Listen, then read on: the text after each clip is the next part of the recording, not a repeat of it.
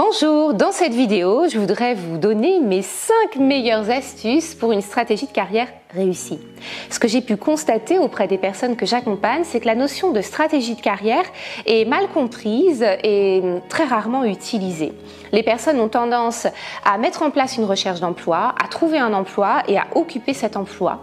Et soit lorsque le contrat s'arrête ou lorsqu'ils constatent qu'ils ont une lassitude, à repartir sur l'étape recherche d'emploi puis à réoccuper un emploi. Il n'y a pas de stratégie. C'est une évolution qui se fait par petits bonds et très souvent lorsqu'ils arrivent autour de l'étape charnière qui se passe vers 40 ans, eh bien c'est le moment où ils se disent mais mince, est-ce que j'ai eu une stratégie? Où est-ce que j'en suis? Et est-ce que j'ai fait ce qu'il fallait pour pouvoir prendre ce fameux virage de la quarantaine qui est absolument crucial pour avoir une seconde partie de carrière épanouie.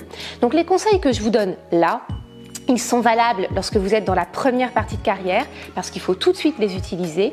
Il n'est jamais trop tard. Si vous êtes dans ce virage, vous allez les utiliser pour faire en sorte de réussir cette sortie de virage. Et si vous êtes dans cette deuxième partie de carrière, eh bien, il va être absolument urgent d'utiliser ces stratégies qui vont vraiment vous permettre d'avoir une fin de carrière épanouie, optimum, qui vous donne le sentiment d'avoir été au bout de ce que vous pouviez offrir, d'avoir vraiment révéler votre valeur ajoutée. Si vous avez besoin de faire un point par rapport à votre situation professionnelle, eh bien n'hésitez pas à réserver un rendez-vous de 30 minutes gratuit avec moi. Vous trouverez le lien en description de la vidéo. Allez, c'est parti, ça suffit le suspense.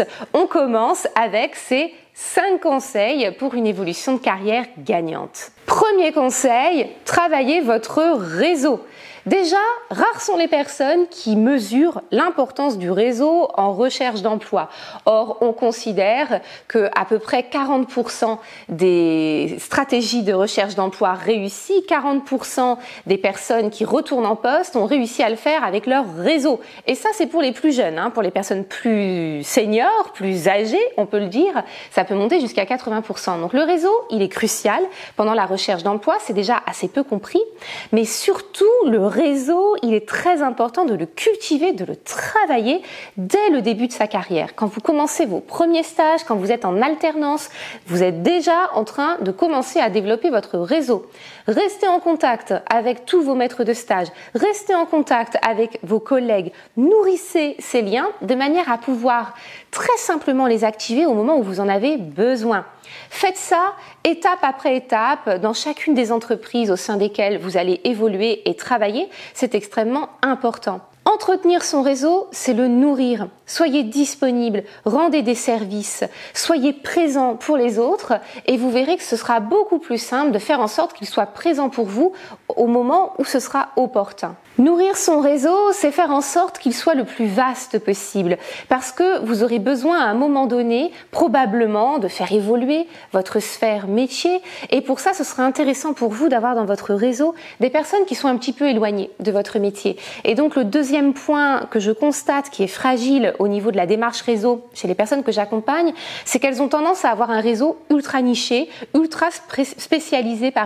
Du coup ça crée un espèce d'entre-soi qui finit par être stérile quand ce dont on a besoin, c'est d'un peu d'espace, d'un peu d'air, quand on a un appel vers cette liberté d'évoluer vers d'autres environnements métiers. Donc faites très attention à nourrir votre réseau en permanence et à faire en sorte que ce soit un réseau suffisamment vaste, suffisamment hétérogène pour éviter ce phénomène d'endogamie qui fait que vous avez le sentiment que petit à petit, la mare se restreint, que vous êtes de plus en plus nombreux à briguer les mêmes postes, à avoir les mêmes envies d'évolution de carrière.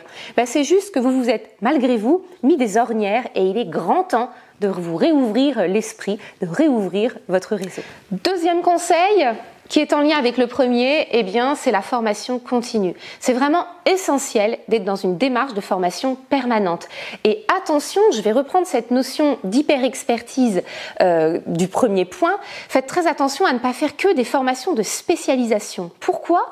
Parce que vous risquez de vous retrouver dans ce qu'on appelle un cul-de-sac évolutif. Le cul-de-sac évolutif, c'est quand une espèce c'est tellement ultra spécialisé que, comme certains singes qui vont manger des fourmis, eh bien, ils ont développé un doigt couloir extrêmement long pour aller chercher la fourmi. Ben oui, mais s'il n'y a plus de fourmilière, pour une raison X ou Y, notamment des événements climatiques comme ceux qu'on vit, eh bien la niche écologique fait qu'ils vont mourir de faim. C'est valable au niveau des métiers. Les métiers évoluent énormément. Certains vont tomber en désuétude, vont être mécanisés. Certains métiers vont franchement disparaître. Si vous vous êtes hyper spécialisé dans un métier qui subitement est amené à tomber en désuétude, eh bien, vous n'allez plus être employable. Vous allez perdre votre place dans l'environnement global, sur le marché du travail. Donc, faites des formations qui ne sont pas que de l'hyper-expertise. Je dis pas qu'il faut pas le faire. Ça peut être intéressant, surtout si vous avez le sentiment que votre métier est amené à continuer à se développer et va devenir de plus en plus important. Mais c'est très important de travailler des formations qui vont vous permettre de développer votre transversalité en permanence et puis de développer d'autres expertises, d'être pluripotentiel. Certaines personnes peuvent trouver parfois que c'est handicapant d'être pluripotentiel en recherche d'emploi, mais c'est malgré tout ce qui va vous permettre d'être hyper adaptatif dans un environnement qui évolue de plus en plus vite. La formation doit vous permettre de ne jamais tomber en désuétude. Et donc, il ne faut jamais considérer qu'il y a certaines technologies, certaines manières de pratiquer un métier qui ne sont plus pour vous, qui sont pour les jeunes. Et ça, ce serait vraiment dommage parce que peut-être que certains jeunes qui arrivent sur le marché et qui ont grandi avec une certaine souplesse par rapport à certains outils, je pense des outils informatiques notamment, peut-être qu'ils seront plus rapidement experts que vous. Mais ce qui va être crucial, c'est de conserver la capacité de comprendre les enjeux de ces technologies, de comprendre le langage et de pouvoir échanger avec eux, surtout si vous vous retrouvez à des postes de responsabilité avec du management. Comment encadrer quelqu'un quand on ne comprend pas les enjeux de son métier, lorsqu'on n'est pas capable de parler un même langage avec eux. Donc vraiment, la formation continue, une formation suffisamment transverse, une formation multi-expertise va vous permettre de rester adaptable et employable tout au long de votre évolution de carrière. Enfin, pour terminer avec ces formations, eh bien, n'oubliez pas que si vous faites des formations parfois éloignées de votre domaine métier, eh bien, vous allez peut-être rencontrer de nouvelles perspectives, vous allez rencontrer des personnes qui ont d'autres métiers auxquels vous n'aviez même jamais pensé et vous allez découvrir l'endroit où votre vraie valeur ajoutée va pouvoir s'exprimer. Donc vraiment, soyez ouverts dans vos formations. Le troisième point, qui n'est pas une répétition, qui est une manière d'insister, eh bien, l'évolution de carrière, c'est l'ouverture. Mon troisième point, c'est rester ouvert. Je vous ai dit, restez ouvert par rapport au réseau, restez ouvert par rapport à vos formations, mais restez ouvert également dans votre possibilité d'évolution. C'est-à-dire que parfois, on s'est engagé sur un chemin professionnel qui a été coûteux parce qu'on a fait des études longues qui nous ont demandé beaucoup d'efforts. Ça a été coûteux psychiquement, ça a été coûteux parce que parfois on aurait pu vivre des choses qu'on n'a pas vécues pour s'investir dans ces études-là. Elles ont parfois été coûteuses financièrement parlant, tout simplement. Ensuite, on a fait des choix en termes de postes qui ont été, là encore, coûteux en termes d'énergie, en termes d'investissement, des postes qui nous ont parfois privés d'une relation qu'on aurait voulu avoir avec notre famille qui était diminuée parce qu'on s'est hyper investi. Et donc cette chaîne d'engagement fait qu'on n'ose plus revenir en arrière. On se dit, j'en ai tellement bavé, pour dire les choses simplement, que je ne peux pas tout laisser de côté maintenant pour m'ouvrir à autre chose.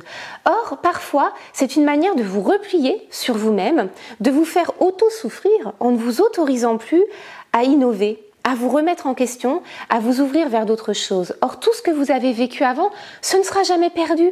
Tous les efforts que vous avez faits ont forcément été source d'enseignements et ces enseignements, ils vont vous nourrir, ils vont être utiles dans ce que vous allez faire derrière. Donc, il faut faire très attention à rester ouvert, à ne pas vous enraciner. Je voudrais rappeler qu'on est une espèce bipède. On est fait pour marcher, on est fait pour bouger. Et quand j'entends les personnes parler d'enracinement, faire racine, j'ai envie de dire, on n'appartient pas au règne végétal.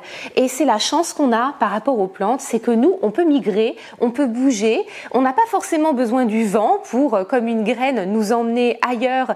Et on peut choisir en plus le territoire dans lequel on veut faire souche et dans lequel on veut germer. Donc vraiment, utilisez cette bipédie, utilisez cette capacité à vous déplacer pour aller chercher le territoire à l'intérieur duquel, l'écosystème à l'intérieur duquel vous allez vous sentir le plus épanoui. Donc attention aux hyper-engagements, attention aux hyper-enracinements qui vont vous empêcher d'avoir accès à votre plein potentiel, à vraiment découvrir votre profonde valeur ajoutée. Il y a bien des carrières qui vont être en apparence sinueuses, mais qui vont vraiment permettre aux personnes d'avoir un plein épanouissement. Quatrième conseil crucial que je donne aux personnes que j'accompagne, assurez-vous d'avoir les moyens de votre liberté. La liberté, elle a un coût. Et très souvent, c'est un coût financier. Faites en sorte de pouvoir vous poser les questions. Faites en sorte de pouvoir refuser certains postes dont vous n'auriez pas envie. Et pour cela, il faut dès le début de votre carrière commencer à mettre un tout petit peu de côté. Il ne s'agit pas de devenir riche, il s'agit d'avoir 3, 4, 5, 6 mois de perspective financière pour pouvoir vous sécuriser et vous autoriser à vous poser les questions. Alors, bien sûr, au-delà de ce que vous mettez de côté vous-même, il y a tout ce qu'offre le droit du travail à travers les indemnités de retour à l'emploi, à travers les primes de départ, et je vous invite à faire en sorte de toujours bien négocier vos salaires de manière à pouvoir avoir ensuite des indemnités qui vont vous permettre de respecter vos besoins en termes de structure familiale, etc. Mais faites-le aussi de votre côté pour garder ce sentiment que la liberté est possible. Trop de personnes se trouvent coincées professionnellement parce qu'elles se disent « je n'ai pas les moyens, je n'ai pas la possibilité de prendre des risques, je n'ai pas la possibilité de me remettre en question ». Donc cette liberté a un coût, pensez-y dès le début, commencez tout doucement, faites tout petit, mais vous verrez que le jour J, eh bien, vous serez particulièrement content d'avoir mis en place cette stratégie. Ce qui m'amène au 5e conseil, prenez des risques. On ne peut pas avoir une évolution de carrière optimum si on ne prend jamais aucun risque. Comme vous l'avez compris, je ne vous demande pas de prendre des risques inconsidérés. Si vous avez utilisé les 4 conseils précédents, vous allez être prêt. Vous aurez le réseau, vous aurez suivi les formations, vous vous serez habitué à avoir cette ouverture d'esprit et donc le risque ne va pas vous sembler incongru. Vous aurez mis en place les conditions de votre liberté, vous serez donc en mesure de pouvoir régulièrement prendre des risques. Il n'y a pas d'évolution de carrière efficace, pertinente, sans prise de risque. La prise de risque, c'est une sortie de votre zone de confort. En évolution, on considère qu'il y a 2 manières d'évoluer. Il y a ce qu'on appelle le long continuum. C'est une évolution qui se fait tout doucement, jour après jour, par capillarité, par continuité, d'où ce nom de long continuum. Ceci dit, ça, c'est un changement de type 1, un changement qui se fait toujours dans le même environnement. Il ne va donc pas permettre ces grands bouleversements qui parfois sont à l'origine des grands sauts évolutifs dans la carrière. Et c'est la 2e manière d'évoluer, c'est la théorie des équilibres ponctués de Stephen Jay Gould. Eh bien, c'est de considérer qu'il va y avoir d'un seul coup un gigantesque bond évolutif. Pour nous, en tant qu'espèce, le gigantesque bond évolutif, ça a été cette bipédie, de se retrouver debout à un moment donné, de pouvoir utiliser ses mains pour construire des outils, d'avoir un larynx qui descend, qui nous permet de parler. Bref, ça a été un saut incroyable. Ça a été d'un coup. Ensuite, pendant des milliers d'années, en long continuum, on a continué à évoluer tout doucement. Faites la même chose dans votre évolution de carrière. Faites attention à toujours évoluer un petit peu, partout où vous êtes, professionnellement. Prenez régulièrement le risque d'un saut évolutif pour changer, pour vivre autre chose, pour provoquer des situations d'inconfort qui vont vous permettre de rester employable, de rester à l'écoute de votre environnement professionnel, de vous autoriser parfois à sauter dans un train en marche et d'aller vivre autre chose professionnellement.